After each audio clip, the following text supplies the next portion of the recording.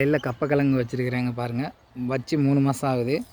எவ்வளோ உயரம் வந்திருக்குன்னு பாருங்கள். இன்றைக்கி கிழங்கு பிடுங்க போகிறேன். எப்படி இருக்குதுன்னு பார்ப்போம். இதுக்கு போட்டிருக்கிறது வந்து நான் க்ரோ மேஜிக்கு போஸ்ட்டா உரம் 2 தான் சேர்த்து ஆட் பண்ணி போட்டிருக்கேன். மற்றபடி இந்த பிரச்சனைக்கு இதுக்கு வேறு எதுவுமே போடலை.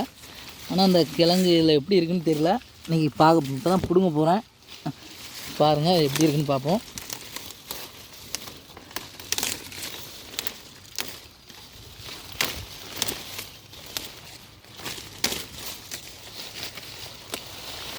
மூடு நல்லா பருமூடாக தான் இருக்குது.